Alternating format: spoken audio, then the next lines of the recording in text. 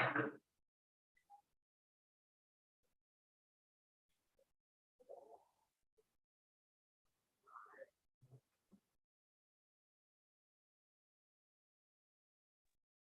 Krishna. Namagyantimirandasya Jnananjanashalape Chakshurunmilitam Mena Tasmai Shri Gurave Namaha. So there is a question. I thought of giving the answer. This is what I understood and heard. That Mother Earth, she prayed for Krishna to appear. And Krishna appears, kills the demons, and then he goes back. And 36 years Yudhishthir Maharaj rule, 36 years Parikshit Maharaj rule, and Kali enters. What exactly Mother Earth got benefited? Because it looks like only 70 years she was free from, maybe few more years after Janmejaya and other great kings, they might have taken care for few more years. But what exactly got? Because if you see the time span of Dwapara Yuga and Kali Yuga, it is Kali Yuga is 4,32,000 years and Dwapara Yuga is 8,64,000 years. Now, what exactly Mother Earth got? The understanding is, what I heard is, when Mother Earth is praying to Krishna to appear, that time Krishna appeared because there are demons from the lower planetary systems who are trying to take over Mother Earth, this earthly planet. All the Kamsa's associates and all, they are very, very powerful demons from other planetary systems whom even demigods are afraid of, and Mother Earth cannot do anything with them. That was the situation. And when in Kali Yuga, when the situation is changing, that is because of the local people only. They are like local gundas, local mafia. But these are like very powerful terrorists who are coming. You need big army to handle them. But they are like local gundas. So for Mother Earth to take care of these local gundas and all, one tsunami, little corona, or some other things are sufficient. She can easily handle them. That's the understanding. So this is, we can understand from Mahabharata, this one, where Duryodhana was kidnapped. So he was taken to other realms where he was told, "Arey, you were actually meant to do this, the job and all." So that is how we understand. And there are other important things also when we are discussing this philosophy, especially Bhagavatam. We should know that there is something called Shastra Yukti, logic of Shastra. Now, when it comes to Bhagavatam, we need to know that the logic of Bhagavatam is different than the logic which we have. We need to understand what is Bhagavatam's logic. That is very important. Otherwise, we'll always have questions like this because we have a linear logic.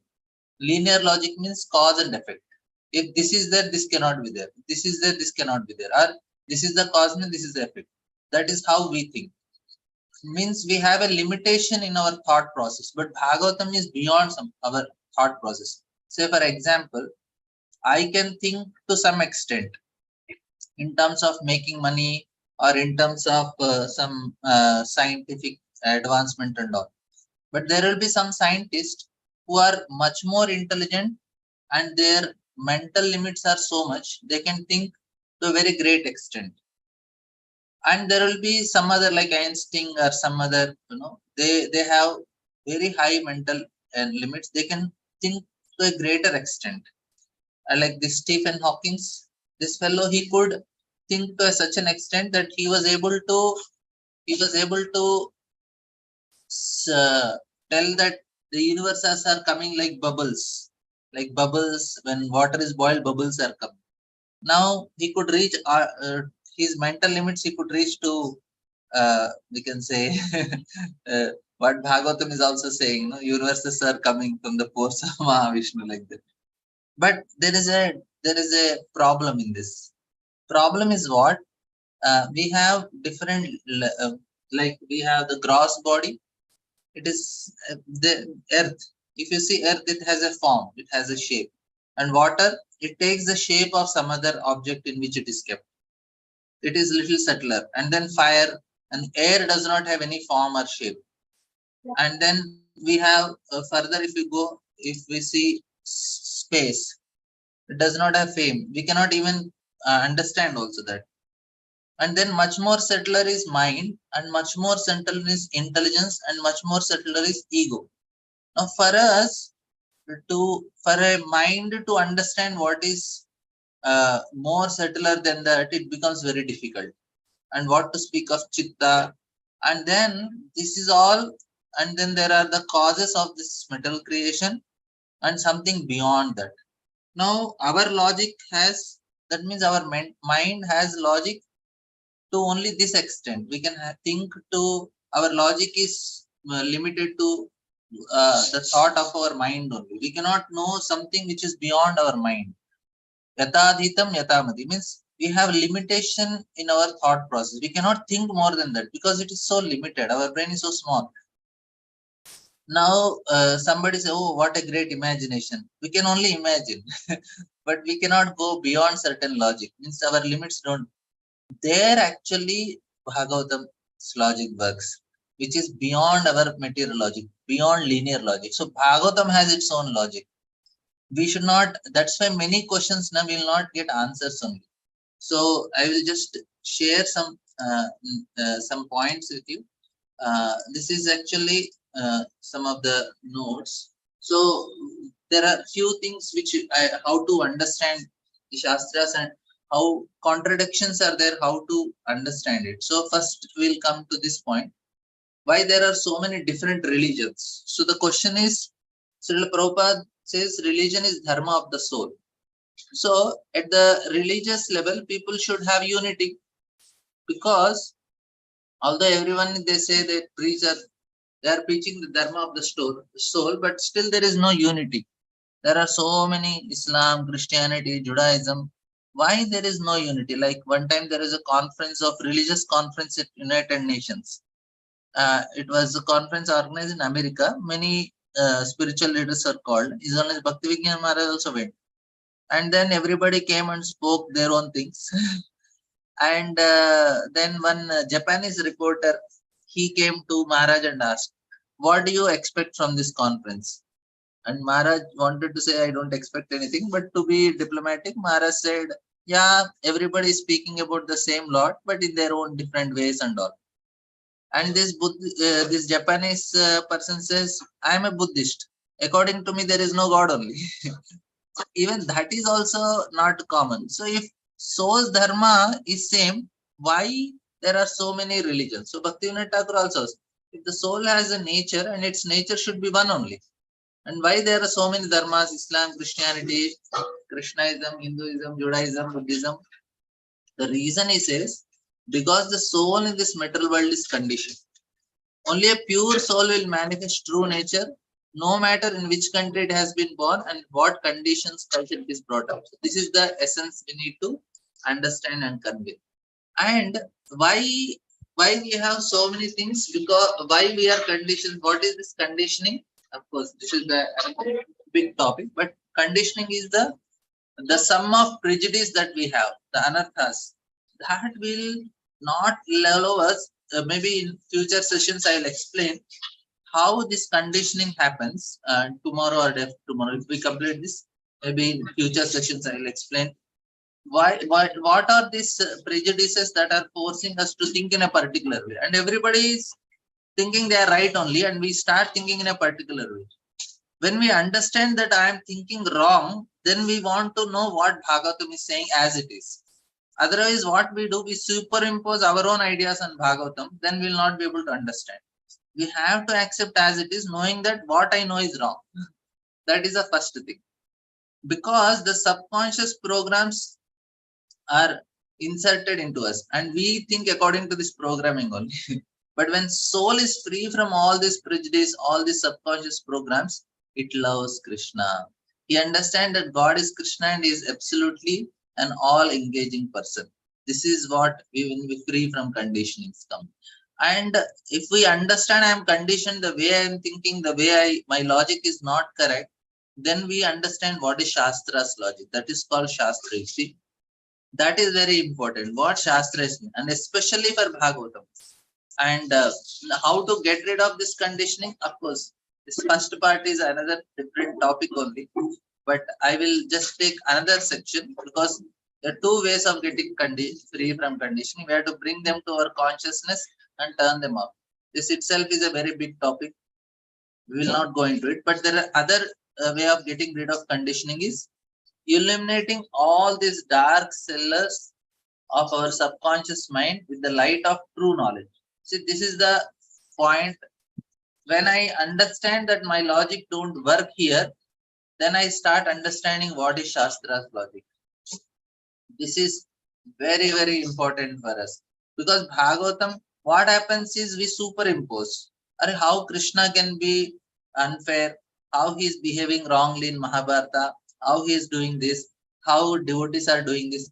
So many questions come. Even Vallabhacharya says, even within Bhagavatam also you can see contradictions. And many were like that.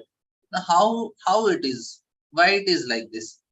All these things can be easily understood when we stop using our linear logic. We have to understand Bhagavatam's logic. So slowly, we'll try to understand. But first thing, we'll try to see what is the problem. So we have to gain the light of true knowledge given by Sri Chaitanya Mahaprabhu, which is very clearly and logically formulated by Bhaktivinoda Thakur, and which Srila Prabhupada is trying to give us and help us. Now, the teachings of Lord Chaitanya is very flashlight that illuminates the impenetrated darkness of our subconsciousness. And yeah, I will take. Hope you are able to understand what I'm explaining here. Why? Because some of the questions you'll not get answers directly from. You'll not get answers also, some questions. Because some questions don't need answers. We should understand as it is. If it is like that, that is only we should take care. Otherwise, we will not get answers from that will be, that's how it is.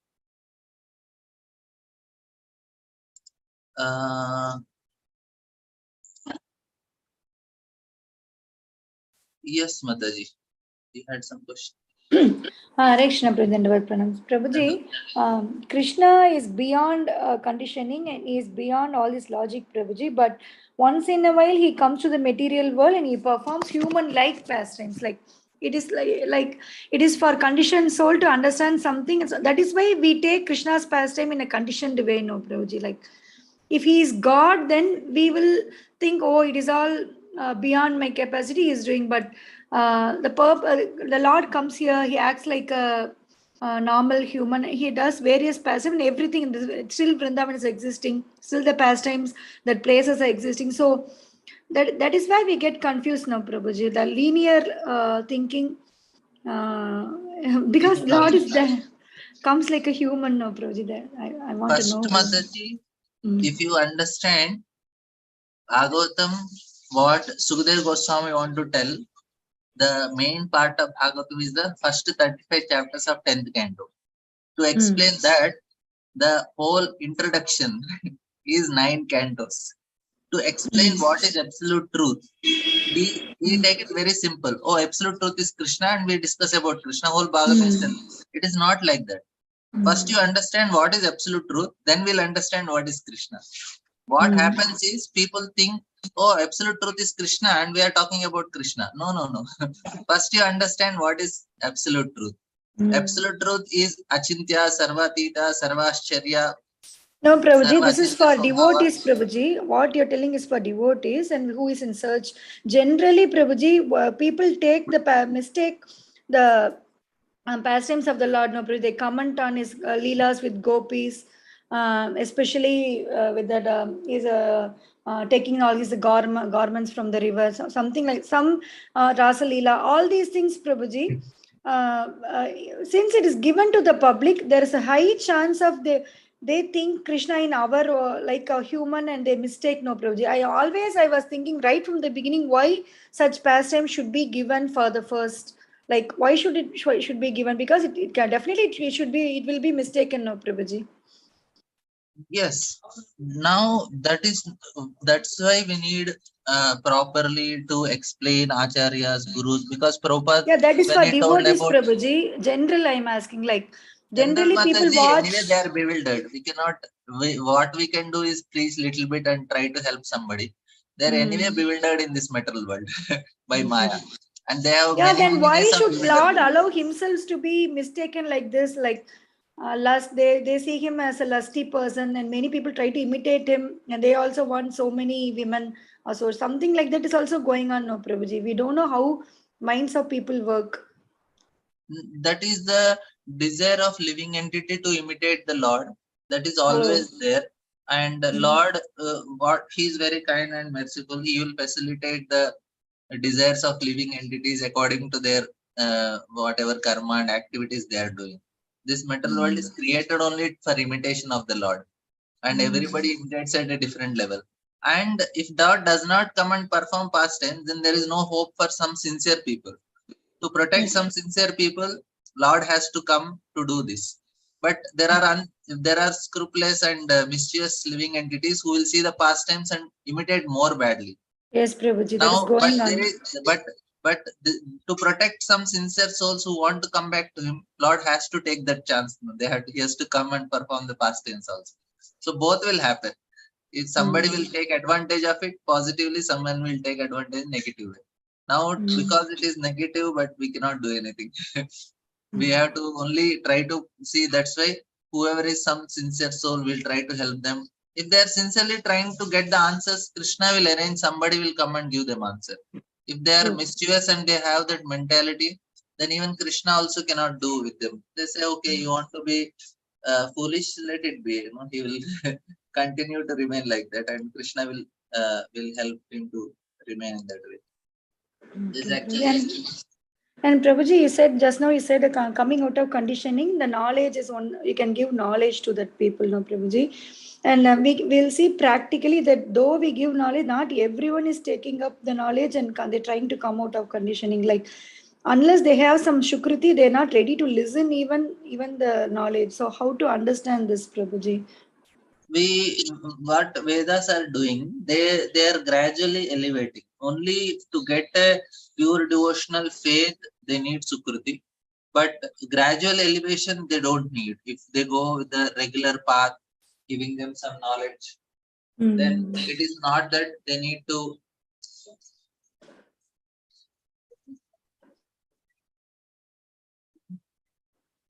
for they don't need Sukruti and all. They can gradually be elevated. We can give them some moral level, like say we can give them story. See, if Dhritarashtra lived a sinful life, that's why he is fearful, and he is at the end of his life he is fearful and he is very scared and he became violent. If we live a sinful life, this is the consequence. Like that, we can give them at that level, that if you live a good life, you see, at the end of Bhagavad Gita, Arjuna became fearless, Duryodhana and Dhritarashtra continue to be fearful. Or you can give some other level where we can see their level and try to elevate them to a little moral level, a little spiritual level. They may not get pure devotional faith, that they need Sukruti, but for other levels it is okay. They can be brought slowly from whatever state they are, at least to become from non-vegetarian to vegetarian and vegetarian to at least offer and at least be grateful to whatever you are. Acknowledge the presence of Lord, be grateful to the Lord. Such level of instructions we can give and help. Okay. Thank you, Prabhuji. Hare Krishna. Hare Krishna. We'll continue. There are some important points Prabhupada is mentioning in the purports. We'll try to discuss. Uh, uh, and maybe in this week we'll try to do shlokas also. Before we complete first canto, I want you to learn them. We will try to fit somewhere in between. And we have so many things to cover. We'll see. I have to cover purports also, shlokas also, and some other parallel topics also. Yeah, it's good. We have so many things. And what Chaitanya Mahaprabhu says, this we will discuss tomorrow also. But Siddhanta Bulya Chitte na Karalas. And Iha Haite Krishna Lage Sudhar Manas. The sincere student should not neglect the discussion of such conclusions, considering them controversial. For such discussions strengthen the mind. Thus, one's mind becomes attached to Sri Krishna. This is actually what happened. We have to discuss this. We should not become, and why, what are the reasons why people don't discuss that? We'll do it tomorrow. Now I'll just complete syllabus also. And here Sudha Goswami says, self-controlled persons who are attached to the Supreme Lord Sri Krishna can all of a sudden give up hold of material attachments, including the gross body and subtle mind, and go away to attain the highest perfection of the renounced order of life, in which non-violence and renunciation are consequent purpose. Only the self-control can gradually be attracted to the Supreme Personality of God. Self-control means not indulging in sense enjoyment more than is necessary. And those who are self-controlled are given over to sense enjoyment. Dry philosophical speculation is a subtle sense enjoyment of the mind. This is also sense gratification. Sense enjoyment leads one to the path of darkness. Those who are self-controlled can make progress on the path of liberation from the conditioned life of material existence. The Vedas therefore enjoin that one should not go to the path of darkness, but should go make a progressive march towards path of light or liberation. Asatoma sattamaya, tamasoma jyotirgamaya. Self-control is actually achieved not by artificially stopping the senses from material enjoyment, but by becoming factually attached to the Supreme Lord by engaging one's unalloyed senses in the transcendental service of the Lord. The senses cannot be forcefully curbed, but they can be given proper engagement. Purified senses, therefore, are always engaged in transcendental service of the Lord. This perfectional stage of sense enjoyment is called Bhakti Yoga. And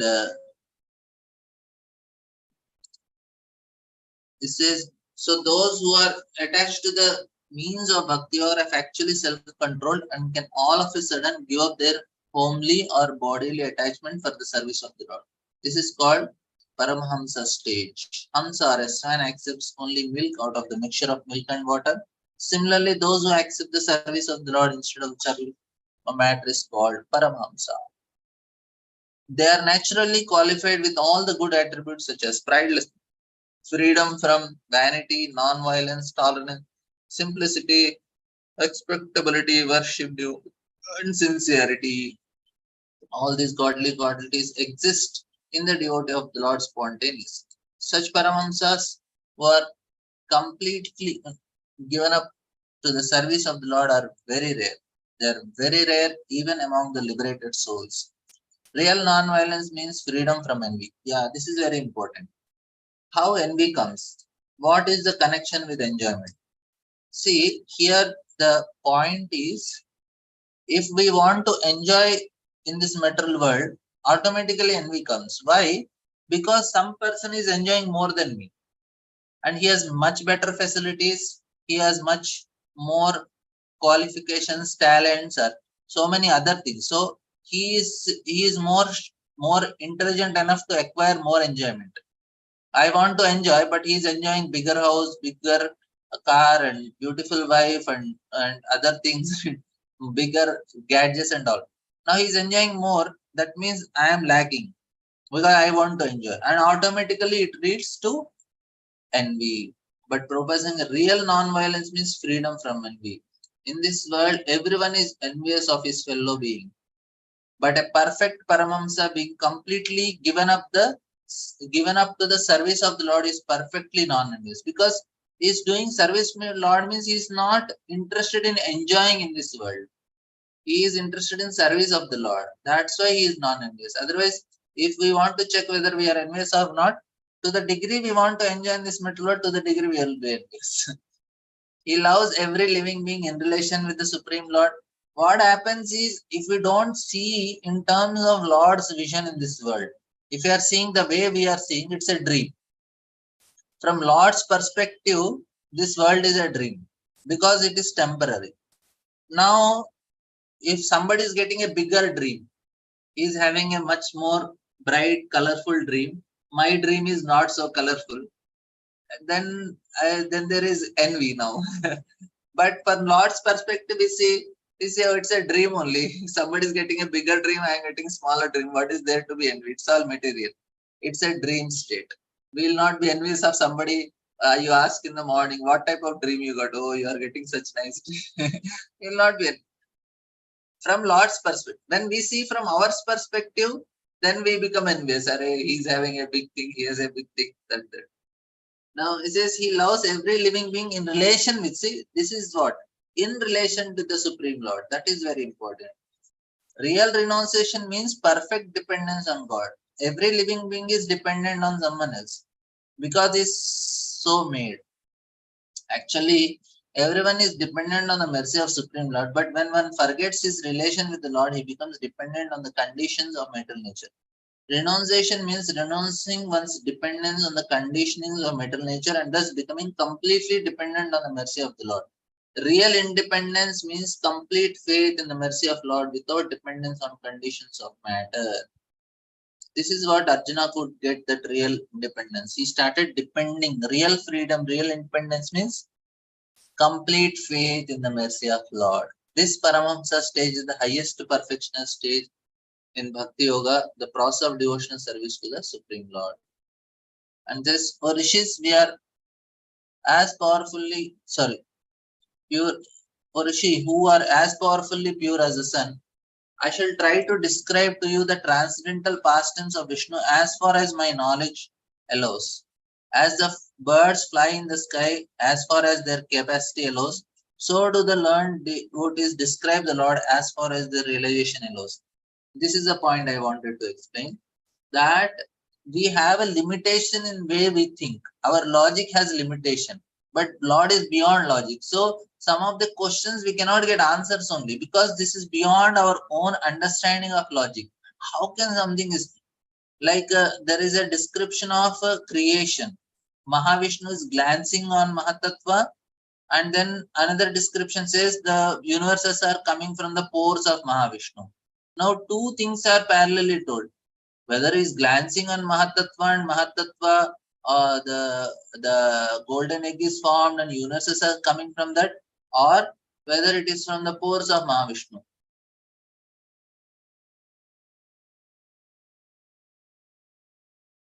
And now what exactly is happening there? If it's coming from Mahavishnu's body, living entities are coming, glancing, the living entities are entering into Mahatattva, and then Mahatattva. Now, what is Mahatattva and what the universes that are coming? Now, this is not exactly what it is given. It is a metaphorical, or it's a conceptual, to give some idea it is given, because it cannot be understood with our limited intelligence and perception at the present stage. We cannot understand exactly the creation happen, because what we can do is we can think at level of our mind only. But this is much more subtler, much subtler than intelligence, than ego, and even the chitta. Such a subtle thing we cannot understand with a gross level of intelligence. That is the point. But to make us like, no, it's not like somewhere in a geographical location Mahavishnu is lying and then he is looking at something and this creation is coming. That's what we understand, but it is not like that. It is to give a concept, or it is a metaphorical understanding only, because these things are very difficult. Even here, that's what is Sutta Goswami is telling. The birds fly in the sky as far as their capacity allows. So do the learned devotee describe the Lord as far as their realization. That means they cannot do something beyond. And Prabhupada is also saying the supreme absolute truth is unlimited. No living being can know about the unlimited by his limited capacity. Also, there is one more important thing is that we have to uh, the capacity to understand all these things is based on spiritual realization. It is not material. That's why pantastu koti satavatsara sampragamyo vayo ratapi manaso munipungavana. Even though the yogis, they are going at the speed of mind and so fast they are going, still they cannot reach only. This is the point. And now with our limited capacity, we cannot reach that far in to understand the Lord. And now simple thing, Now something is all pervading. How can it have a shape? If I am here, I cannot be in Bangalore, I cannot be in Chennai, I cannot be in America. Now, how can Lord be at all the place simultaneously and he can do various activities at a time and he can be the same person? It is not in any way logical. That is the point. If air cannot be a person because air is it does not have any shape. Now, how can it is all pervading can have a person? That is very difficult. Now, the Lord is impersonal, personal, localized. But his impersonal feature, he is all pervading Brahman. By his localized feature, he is present in everyone's heart as a super soul, and by his ultimate personal feature, he is the object of transcendental loving service by his fortunate associate, the purity. As a bird can fly in only part of a sky, similarly, the great learned devotees can only partly estimate the pastimes of the Lord in different features.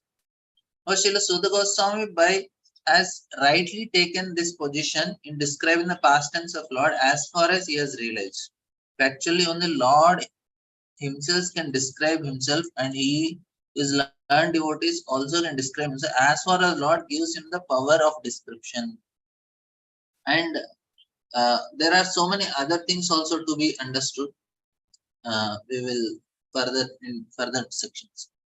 Now the story continues because now Saunakadrish is appreciated Sutta Goswami. Sutta Goswami in turn, he said, "Oh, it's all by the mercy of Lord, and because of you, I am speaking." And then he tells, once upon a time, Maharaj Parikshit, while engaged in hunting in the forest with bow and arrows, became extremely fatigued, hungry, and thirsty while following the sages.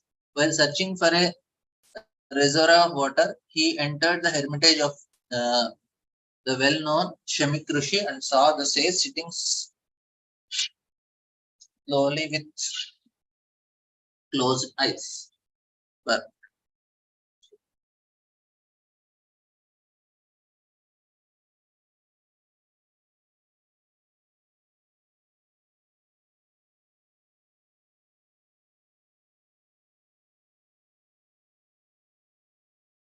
the Supreme Lord is so kind to his pure devotees that now this Prabhupada is going to tell this point many times in this chapter. That in proper time he calls up devotees up to him and thus creates an auspicious circumstances for the devotees. Maharaj Parikshit was a pure devotee of the Lord, and there was no reason for him to become extremely fatigued, hungry, or thirsty, because a devotee of Lord never becomes perturbed with such bodily demands. But by the desire of Lord, even such a devotee can become apparently fatigued and thirsty just to create a situation favorable for his renunciation of worldly activities. One has to give up all attachment to for worldly relations before one is able to go back to Godhead. And thus, when a devotee is too much absorbed in worldly affairs, the Lord creates a situation to cause indifference. The Supreme Lord never forgets his pure devotees, even though the latter may be engaged in so-called worldly affairs. Thus, the Lord sometimes creates an awkward situation and the devotee becomes obliged to renounce all worldly affairs. The devotee can understand the situation by the signal of the Lord, but others take it as to be unfavorable and frustrating. Maharaj Parikshit was to become the medium for the revelation of Srimad Bhagavatam by Lord Sri Krishna, as his grandfather Arjuna was a medium for Bhagavad Gita. Had Arjuna not been taken up with an illusion of family affection by the will of Lord, the Bhagavad Gita would not have been spoken by the Lord himself for the good of all concerned. Similarly, had Maharaj Parikshit not been fatigued, hungry, and thirsty, at the same time, Srimad Bhagavatam would not have been spoken by Srila Sukadeva Goswami, the prime authority of Srimad Bhagavatam. So, this is a prelude to the circumstances under which Srimad Bhagavatam was spoken for the benefit of all concerned. The prelude therefore begins with the word once upon a time. And says, the Muni's sense organ, breathing, mind, and intelligence are all restrained from material activity, and he was situated in a trance apart from the three: wakefulness, dream, and unconsciousness. having achieved a transcendental position qualitatively equal with the Supreme Absolute. It appears that the Muni whose hermitage the king entered was in yogic trance. The transcendental position is attained by three processes, namely the process of jnana or theoretical knowledge of the transcendence, the process of yoga or factual realization of trance by manipulation of psychology and psychological functions of the body, and the most approved process of bhakti yoga or the engagement of senses in the devotional service to Lord. The Bhagavad Gita also we have the information of the gradual development of perception from matter to a living entity. Our material mind and body develops from one living entity, the soul, and being influenced by the three qualities of matter. We forget our real identity. The jnana process theoretically speculates about the reality of the soul. But Bhakti Yoga factually engages spirit soul in activities. The perception of matter is transcendental to all, transcendental to still subtler state of the senses. The senses are transcendental to subtler mind, and then by breathing activities and gradually to the intelligence, beyond the intelligence, the living soul is realized by mechanical activity of the yoga system or practice of meditating, restraining the senses, regulating the breathing system, and applying intelligence to rise to the transcendental position. This trance stops all mental activities of the body. The king saw the Muni in that position. He also saw the Muni as follows. Now, this is all we have many times discussed in Bhagavad Gita, so I'll not go into it. We'll just go for the next shloka. The sage in meditation was covered by the skin of a stag, and long compressed hair was scattered all over him. The king, whose palate was dry from thirst, asked for him for water. The king, being thirsty, asked the sage for water. That such a great devotee and king asked for water from a sage absorbed in trance was certainly providential. Otherwise, there's no chance for such a unique happening. Maharaj Parikshit was thus placed in an awkward position so that gradually Srimad Bhagavad could be revealed. So Prabhupada is going to stress the same thing again and again. The king was not received by any formal welcome by means of being offered a seat, a place, water, and a sweet address, considered himself neglected, and so thinking he became angry. Now, Prabhupada is again to give some by etiquette how a person should be received in a Vedic culture, how they are received. This is a very nice. Prabhupada writes the law of reception in the codes of Vedic principles states that even if an enemy is received at home, he must be received with all respects. He should not be given a chance to understand that he had come onto house of an enemy. So then Prabhupada gives the example of Jarasandha receiving Krishna, Arjuna, Balram, Bhima. The reception law enjoys that a poor man who has nothing to offer his guest should be given enough to offer a straw mat for sitting, a glass of water for drinking, and some sweet words. Therefore, to receive a guest, whether friend or foe, there is no expense. It is only a question of good manners. And this is actually what Prabhupada says. The receiving guest is a good manner. And we need to receive regularly gifts. I was telling for Grahasthas, this is very, very important. Always receive guests, invite devotees, feed them prasadam. In this life only, we can go back home, back to God if you can do this one. Chant very sincerely, then Krishna will inspire some devotees to come to our house for prasadam. Otherwise, even if you call, they may not come. Krishna should inspire them. And when we sincerely chant, pray to Krishna, give me opportunity to serve Vaishnavas, and then Krishna will give the opportunity and we start serving Vaishnavas. That's our chanting quality will improve just by serving Vaishnavas. When Maharaj Parikshit entered the door of Samik Rishi, he did not expect a royal reception by the Rishi because he knew that the saints and Rishis are not materially rich men. But he never expected that a seat of a straw, glass of water, and some sweet words would be denied to him. He was not an ordinary guest, nor was he an enemy of the Rishi, and therefore the cold reception of Rishi astonished the king greatly. As a matter of fact, the king was right to get angry with the Rishi when he needed a glass of water very badly. To become angry in such a grave situation was not unnatural for the king. But see here the point, but because the king himself were no less than a great saint, His becoming angry and taking action was astonishing.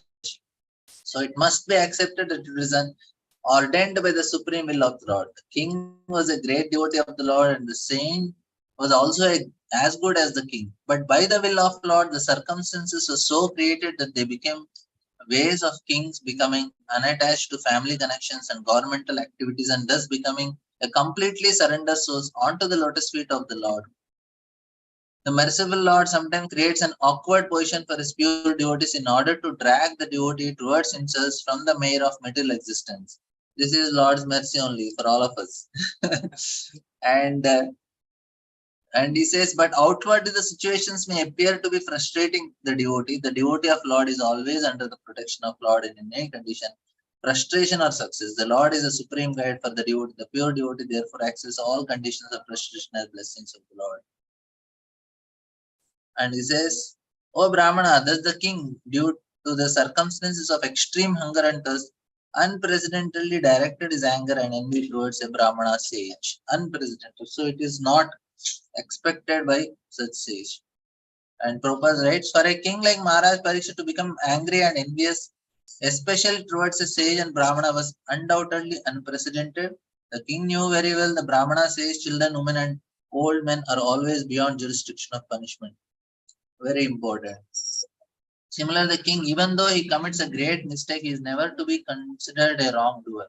But in this case, Maharaj Parikshit became angry and envious towards the sage due to his thirst and hunger by the will of Lord. The king was right to punish his subject for coldly receiving him or neglecting him, but the culprit was the sage and Brahmana. It was unprecedented. The Lord is never envious of anyone, so also Lord's devotee is never envious. So only reason is it is ordained by the Lord. While leaving the king being so insulted, picked up a lifeless snake with his bow and angrily placed it on the shoulders of the sage.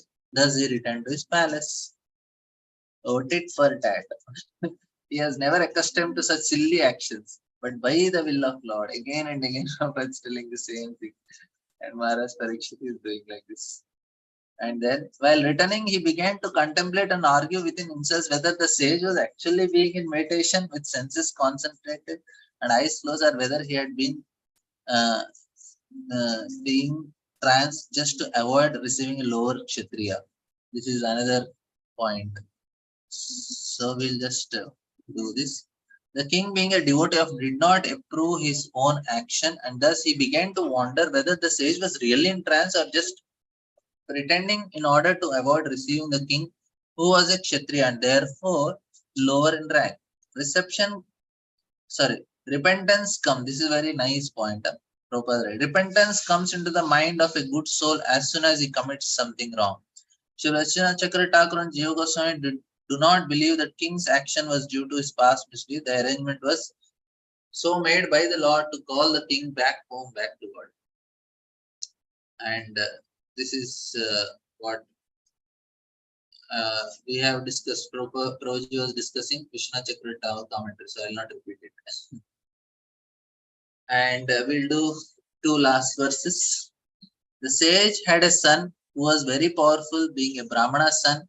While he was playing with inexperienced boy, he heard of his father's distress, which was occasioned by the king. Then and there the boy spoke as follows. Now, Prabhupada is writing, due to Maharaj Parishit's good governance, even a boy of tender age, accustomed to playing with other inexperienced boys, could become as powerful as a qualified Brahmana. This boy was known as Stringi, and he achieved good training in Brahmacharya by his father so that he could be as powerful as a Brahmana even at that age. This is the reason. How Stringi was powerful because of his training of his father. But because the age of Kali was seeking an opportunity to spoil the cultural heritage of the four orders of life, the inexperienced boy gave a chance for the age of Kali to enter into the field of Vedic culture. Hatred of the lower order of life began from this Brahmana boy under the influence of Kali, and this cultural life begins to dwindle day after day. The first victim of Brahmanical injustice was Maharaj Parikshit, and thus the protection given by the king against the onslaught of Kali was slackened. So Kali attacked first Parikshit Maharaj because of him only everything did. The Brahmana son Shringi said, "Oh, just look at the sins of this ruler who, like a crows and watchdogs at the door, perpetrate sin against their masters, contrary to the principles of governing servant." Whatever Shringi is telling, it is applicable to him only. That is the point here. I will still read. Brahmanas are considered to be the head and the brains of the society, social body, and the Kshatriyas are considered to be the arms of the social body. The arms are required to protect the body from all harm, but the arms must act according to the direction of the head and brain. This is that is a natural arrangement made by the supreme order, but it is confirmed in Bhagavad Gita that 4 social orders are cast, namely the Brahmanas, the Kshatriyas, the Vaishyas, and Shudras, are set up according to the quality and work done by them. Naturally, the son of Brahmana had a good chance of becoming a Brahmana by the direction of his qualified father. As a son of medical practitioner, is a very good chance of becoming qualified medical practitioner. So the caste system is quite scientific. The son must take advantage of father's qualification and thus become a Brahmana or a medical practitioner and not otherwise. Without being qualified, one cannot become a Brahmana or medical practitioner. That is the verdict of all scriptures and social orders. Herein Shringi, a qualified son of a great Brahmana, attained required Brahmanical power both by birth and by training, but he was lacking in culture. This is the point. He lacked culture because he was inexperienced boy. But the influence of Kali, the son of a Brahmana, became puffed up with Brahmanical power and thus wrongly compared Maharaj Parikshit to a crow and watchdogs. And this is the point. He says, thus the downfall of Brahmanical power began as they gave importance to birth without culture. And Prabhupada says that the downfall of Brahmana caste began the age of Kali. Since Brahmanas are head of the social order, all the orders of society has began to deteriorate. So it started from Brahmanas. The descendant of king orderly are definitely designated as watchdogs and they must keep themselves at the door. One, on what grounds do dogs enter the house and claim to dine with the master in the same plate? Now, the inexperienced boy certainly knew that the king had asked for water and for his father, and the father did not respond. The boy tried to explain away his father's inhospitality in an in, in, in impertinent manner befitting an uncultured boy. He was not at all sorry for the king's not being well received. On the contrary, justified the wrong act in a way characteristic of a Brahmanas of Kali Yuga. He compared the king to a watchdog and thus concluded it was wrong for the king to enter the home of Brahmanas and ask for water from the same pot. The dog is certainly reared by its master, but that does not mean the dog shall claim to dine and drink on the same pot. Now it happens in Kali Yuga. Dogs also sit in the same table and eat. The master feels very grateful. The law certainly this mentality of false prestige is cause of downfall of the perfect social order. We can see that in the beginning it was started by an inexperienced son of Brahmana, as the dog is never allowed to enter into the room and heart, although it is reared by the master. Similarly, according to Shringi, the king had no right to enter the house of Shrimukrishi. This is what is his opinion. We will continue this tomorrow with some other points. Any questions, comments still? We'll continue the discussion which we started in the beginning, and we will tomorrow I will explain about how to understand Shastra and other things. Thank you all very much. Srimad Bhagavatam